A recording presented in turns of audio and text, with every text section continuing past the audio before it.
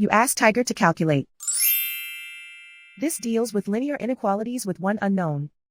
The final result is x equal or smaller than 11 over 2 equal or smaller than 51 over 2. Let's solve it step by step. Group all constants on the right side of the inequality.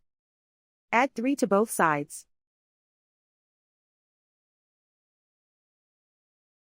Simplify the arithmetic.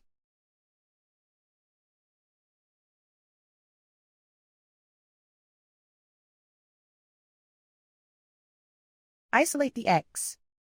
Divide both sides by 2.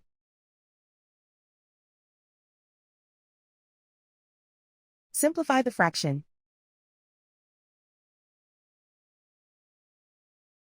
Plot the solution on a coordinate grid. And so the final result is x equal or smaller than 11 over 2 equal or smaller than 51 over 2.